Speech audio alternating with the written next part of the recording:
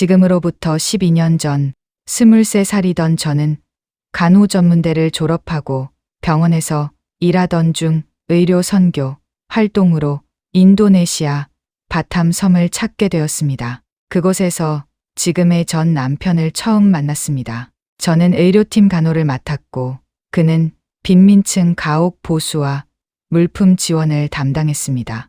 열대의 무더위 속에서 땀을 흘리며 함께 봉사하던 낮이 지나면 지친 몸에도 불구하고 밤하늘의 별을 바라보며 나란히 걸었습니다. 서로의 꿈과 비전을 이야기하던 그 5박 6일이 두 사람의 인연이 되었습니다. 3년간의 연애 끝에 결혼을 결심했지만 부모님께서는 남자의 직업과 외모를 이유로 강하게 반대하셨습니다. 저희는 자주 찾아뵙다 보면 마음이 열리실 거라 믿으며 주말마다 선물을 들고 시골로 내려갔습니다. 그러나 돌아오는 건 차가운 눈초리뿐이었고 어머니는 가져간 선물을 마당에 내던지며 남편이 문턱을 넘지 못하게 막으셨습니다. 끝내 허락을 받지 못한 저희는 혼인신고를 먼저 해버렸습니다. 모아둔 돈이 없어 월세 단칸방에 중고 가전제품을 채워 넣으며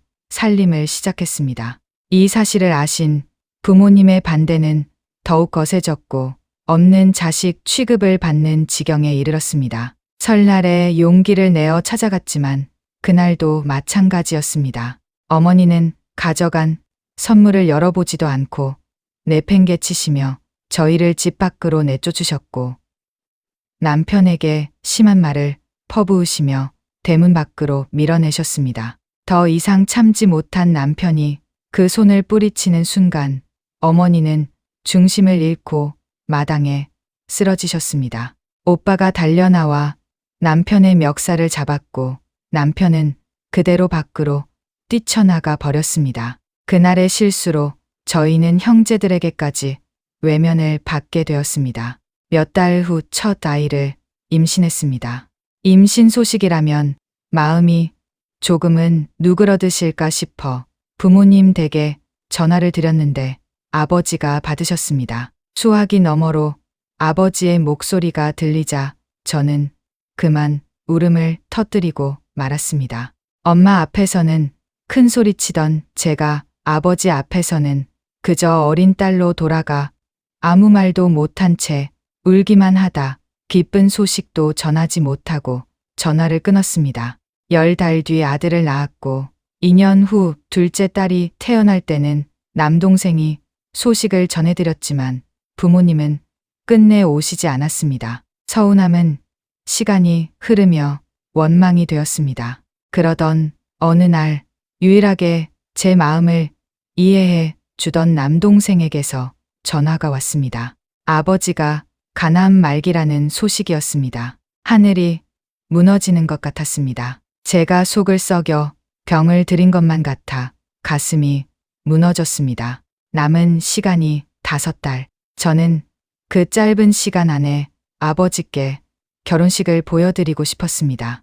아버지가 그토록 바라셨던 흰 면사포를 쓴 딸의 모습을요. 서둘러 식을 준비했고 청첩장을 가장 먼저 부모님께 보여드렸습니다. 어머니는 이제 와서 무슨 결혼식이냐며 냉담하게 반응하셨고 아버지는 그만하라고만 하셨습니다. 그날부터 결혼식 당일까지 저는 부모님이 오실지 걱정으로 밤을 지새웠습니다. 식이 시작되기 5분 전까지도 두 분은 보이지 않으셨습니다. 작은아버지께서 급히 오셔서 신부 입장을 대신 맡아주시려 팔을 내미셨습니다. 그런데 바로 그 순간 누군가 그 팔을 거두고 제 곁에 다가섰습니다. 아버지였습니다. 저희 부녀는 나란히 발을 맞추어 천천히 걸어 내려갔습니다. 그러다 아버지께서 갑자기 울음을 터뜨리셨습니다. 흰 장갑이 흠뻑 젖도록 눈물을 흘리시는 아버지를 보며 저도 멈춰 서서 울었습니다. 결국 저희는 행진을 멈추고 그동안 쌓인 미움과 서름을 모두 내려놓은 채 오래도록 서로를 끌어안았습니다. 하객석도 눈물바다가 되었고 혼주석에 어머니도 함께 울고 계셨습니다. 눈물로 저를 용서해 주신 아버지는 병세가 깊어져 그의 추운 겨울에 세상을 떠나셨습니다. 마지막 순간 아버지는 제게 미안하다고 하셨습니다. 그 말씀은 제가 드렸어야 할 말이었는데 아버지가 떠나신 뒤 어머니의 마음도 조금씩 열렸습니다. 이제는 저희가 내려가면 달도 잡아주시고 손자 손녀의 뽀뽀를 받으시며 활짝 웃으십니다. 저는 하늘에 계신 아버지 목까지 더해 어머니께 잘해드리려 오늘도 노력하고 있습니다. 두 번째 사연. 스트레스 받는 소음. 올해 쉰둘인 제 남편은 성격도 원만하고 성실한 데다 자상하기까지 한 사람입니다. 그런 남편에게도 유독 참지 못하는 것이 하나 있는데 바로 특정 소리들입니다. 세상의 모든 소리가 싫은 게 아니라 딱 몇 가지 소리에 한해서만큼은 불같이 화를 내고 때로는 싸움까지 불사하곤 합니다. 남편이 가장 예민하게 반응하는 소리는 스마트폰 자판 버튼음입니다. 특히 메신저를 사용할 때 버튼음을 켜놓은 채 손가락이 보이지 않을 정도로 빠르게 화면을 두드리면 꽤 시끄럽기는 하지요. 요즘 젊은 사람들은 그 소리를 즐기는 건지 아니면 주변의 시선이나 소음에 아랑곳하지 않는 건지 남편은 전철 안에서 그런 소리를 들으면 반드시 찾아가 버튼음을 무음으로 바꾸도록 한마디 해야 직성이 풀립니다. 공공장소에서는 소리를 끄고 사용하는 게 기본 예의 아니냐는 것이 남편의 주장인데 듣는 젊은이들 입장에서는 달갑지 않겠지요. 대부분 마지못해 사용을 중단하긴 하지만요. 요즘은 중년층도 스마트폰을 많이 사용하는데 설정 방법을 몰라 소리를 줄이지 못한 채 쓰는 경우도 꽤 있는 모양입니다. 두 번째로 못 견디는 소리는 전철 안에서의 장시간 통화 소리입니다. 5분 이상 별 내용 없는 통화가 이어지면 몇 자리 떨어진 곳에 앉아 있어도 반드시 찾아가 한마디 합니다.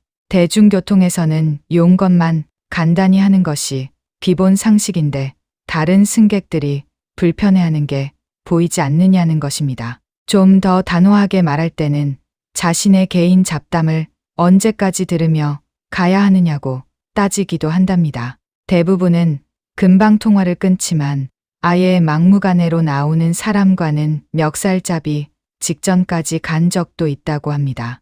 요즘은 전철 한 칸에서 동시에 통화하는 사람이 대여섯 명은 기본이라 옆에서 듣는 승객들도 이미 면역이 된 표정들이라고 하네요. 세 번째는 이어폰 없이 영상을 시청하는 소리입니다. 그런 사람들은 대부분 주의를 줘도 잘 듣지 않아서 큰 싸움으로 번질 뻔한 적이 한두 번이 아닙니다. 전철 안에서 영상을 보려면 이어폰을 끼거나 아니면 소리를 끄고 화면만 보라고 하면 자기가 뭘 보든 상관 말라며 싫으면 다른 데 가서 앉으라고 맞받아치는 사람도 있습니다. 그런 상황이 닥칠 때마다 저는 남편의 표정을 살피다가 싸움이 날 것 같으면 얼른 남편을 끌고 다른 칸으로 이동합니다. 이젠 나이도 있으니 몸을 사리라고 혹시 해코지라도 당할까봐 걱정이 된다고 당부하면 남편도 정말 막무가내인 사람에게는 그냥 포기하고 참겠다고 합니다. 아무 자리나 가리지 않고 눕지는 않는다고요. 그래도 결국엔 저와 말싸움으로 마무리되는 경우가 많습니다. 젊은 시절 태권도에 복싱, 합기도까지 했다는 게 이럴 때는 오히려 걱정이 됩니다. 최근에는 남편 또래의 중년들이 무리지어 전철 안에서 왁자지껄 떠드는 소리도 못 견뎌합니다. 젊은 사람들에게 눈살을 찌푸리던 바로 그 나이대가 전철 바닥에 자리를 펴고 막걸리에 안주까지 꺼내놓고 고성을 지르는 모습을 보면 나이를 어디에 쓴 건지 이해가 안 간다는 것입니다. 경춘선 전철을 타고 등산을 자주 다니는 저희 부부는 그런 광경을 꽤 자주 목격합니다. 알록달록한 등산복 차림으로 소란을 피우는 모습이 남편 눈에는 영 못마땅한가 봅니다. 학교, 교육의 문제인지 급격한 경제성장 과정에서 생긴 일시적인 현상인지는 모르겠지만 어떤 방식으로든 남에게 폐를 끼치지 않는 공중도덕을 되살리는 노력이 필요하지 않을까 싶습니다. 그래야 우리 남편도 좀 편히 전철을 탈 수 있을 테니까요. 아니면 남편의 청력이 조금 일찍 약해져서 보청기를 낄 나이가 되어야 비로소 마음이 편해지려나요. 세 번째 사연. 각박한 사회. 오늘도 버스와 전철을 3번 갈아타며 작은 공장에서 하루를 마쳤습니다. 늦은 저녁밥을 몇 숟가락 뜨고 나서 아파트 지하에 있는 운동시설에 들렀습니다. 고된 하루를 마무리하는 짧은 시간이지만 그 시간만큼은 몸에 쌓인 피로를 조금이나마 덜어낼 수 있어 빠지지 않으려 합니다. 샤워를 마치고 옷을 갈아입으려는데 야간조 아주머니들이 나지막하게 나누는 이야기가 귀에 들어왔습니다. 오전에 청소를 담당하시던 아주머니가 내일까지만 나오고 그만두라는 통보를 받으셨다는 것이었습니다. 이야기를 듣자마자 너무하다는 생각이 먼저 들었습니다. 사연인즉 오전 11시쯤 시설을 이용하던 한 주민이 탈의실 바닥을 걸레로 밀어보더니 머리카락이 많다며 관리실에 전화를 해서 저런 청소 상태로는 안 되니 당장 내보내라고 했다는 것입니다. 그 한 통의 전화로 아주머니는 하루아침에 일자리를 잃게 된 셈이었습니다. 야간조 아주머니는 그분이 앞으로 어떻게 하실지 걱정이 이만저만이 아니셨고 몇몇 주민들도 아무리 그래도 너무 갑작스럽다며 안타까워했습니다. 오전 시간에 이 시설을 이용하는 분들은 대부분 수영도 하고 헬스도 즐기며 여유롭게 하루를 보낼 수 있는 분들일 것입니다. 반면 저처럼 퇴근 후 짧은 틈을 내어 간단한 운동과 샤워만 하고 돌아가는 사람들에게 이곳은 하루의 피로를 간신히 덜어내는 공간입니다. 같은 공간을 쓰지만 처지는 이렇게 다릅니다. 그 이야기를 들으며 청소하시던 아주머니가 못내 안쓰러웠습니다. 사실 오늘은 저 자신도 월급 걱정으로 하루를 꼬박 보냈습니다. 월급날이 25일인데 이달은 경기가 워낙 안 좋아서인지 이미 며칠이 지나도록 입금이 되지 않았고 하루 종일 카드값과 보험료를 어떻게 감당하나 하는 생각이 머릿속을 떠나지 않았습니다. 다행히 늦은 저녁이 되어서야 겨우 통장에 금액이 찍히는 것을 확인했습니다. 얼마 되지 않는 금액이었지만 그 안도감은 적지 않았습니다. 청소 일을 다니시는 아주머니 역시 형편이 크게 다르지 않으실 텐데 갑작스러운 실직이 얼마나 막막하게 느껴지실지 짐작이 갔습니다. 새 일자리를 구하는 것도 말처럼 쉬운 일이 아니니까요. 며칠 전에도 비슷하게 마음이 불편했던 일이 있었습니다. 탈의실에서 몇몇 주부들이 나누는 이야기를 듣게 되었는데 유명 브랜드 옷 사이즈가 이제는 작아졌다느니 저 브랜드보다 이 브랜드가 낫다느니 하는 자랑이 끝없이 이어졌습니다. 나이가 지긋해 보이는 분이 젊은 세대가 즐겨 입는 브랜드를 들먹이자 옆에 계신 분이 그 나이에 그건 아니지 않냐며 웃음으로 받아치는 장면도 있었습니다. 그분도 늘 있는 척을 즐기시는 분이었습니다. 만날 때마다 자랑이 끊이질 않았지요. 그런 대화가 오갈 때면 저 같은 처지의 사람들은 그저 조용히 듣고 있을 수밖에 없습니다. 하루 종일 라디오를 들으며 일하다 보면 지극히 평범한 사람들의 소박한 사연들이 귀에 들어옵니다. 그런 사연들이 오히려 더 따뜻하게 느껴질 때가 많습니다. 자신이 진짜 부자인지 아닌지도 모를 채 자랑을 멈추지 못하는 사람들을 보면 전생에 나라를 구하셨나 싶어 혼자 피식 웃고 맙니다. 그래도 그렇지 힘없고 배경 없는 청소 노동자에게 굳이 갑의 위치를 그려내야 할 이유가 있을까요? 사람이 많이 오가는 탈의실 바닥에 머리카락 몇 올이 눈에 띄었다고 해서 그게 누군가의 생계를 하루아침에 끊어버릴 만한 이유가 될 수는 없다고 생각합니다. 지나다니는 사람마다 머리카락을 한 올 한 올 주우며 청소할 수는 없는 노릇 아닌가요? 지금 아무리 형편이 좋다 해도 우리 모두 언젠가는 나이가 들고 상황이 달라집니다. 지금의 청소 아주머니 나이가 되었을 때 자신이 어떤 입장에 놓일지는 아무도 모릅니다. 조금만 상대의 처지에서 생각해 볼 수 있다면 그것만으로도 세상은 지금보다 훨씬 살만한 곳이 되지 않을까요? 오늘 밤은 괜히 그런 생각이 오래 남습니다. 네 번째 사연, 손자의 사랑을 차지하라. 점심시간에 울린 휴대폰을 보니 며느리 번호였습니다. 그런데 수화기 너머로 들려온 것은 6살 손자의 목소리였습니다. 할아버지를 보고 싶어서 직접 전화를 했다는 것이었습니다. 순간 가슴이 떨렸습니다. 얼른 보러 가겠다고 했더니 빨리 오라며 재촉하는 작은 목소리에 저도 모르게 얼굴이 환해졌습니다. 전화를 끊고 나서 상기된 제 표정을 본 아내가 무슨 일이냐고 물었고 손자 영준이가 먼저 전화를 해왔다고 했더니 아내도 함께 기뻐했습니다. 이제 손자가 저를 제일 좋아하는 것이 확실하다며 으스게 하기도 했지요. 저는 아들과 딸을 둔 50대 후반의 젊은 할아버지입니다. 아들이 결혼해 아들, 딸을 낳고 행복하게 살아가는 모습을 볼 때마다 흐뭇한 미소가 절로 나옵니다. 살림도 잘하고 아이들도 야무지게 키우는 며느리가 늘 고맙습니다. 그런데 아들 처갓집에 아들이 없는 관계로 사돈 내외가 아들 부부와 같은 아파트에 살고 있습니다.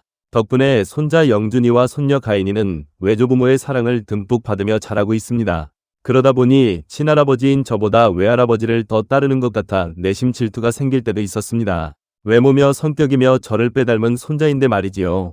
지난 여름에는 딸과 함께 손자를 데리고 해수욕장을 다녀왔습니다. 신나게 물놀이를 하고 돌아오는 길에 중국 음식점에 들러 함께 식사를 했습니다. 그때 딸이 손자에게 오늘 즐거웠냐고 물으면서 친할아버지와 외할아버지 중 누가 더 좋으냐고 슬쩍 물었습니다. 저는 속으로 당연히 저를 가리킬 거라 기대했습니다. 그런데 손자는 제 눈치를 슬금슬금 살피더니 작은 목소리로 외할아버지 쪽을 선택했습니다. 솔직히 그 순간 마음이 살짝 쓰렸습니다. 그래도 거짓말 없이 자기 마음을 표현한 손자가 기특해서 꼭 껴안아 주었습니다. 그러면서 할아버지도 좋아하지 않느냐고 물었더니 고개를 끄덕여 주었습니다. 그 뒤로 짬이 날 때마다 손자를 불러 동네 목욕탕도 가고 놀이공원도 다니며 함께하는 시간을 늘려갔습니다.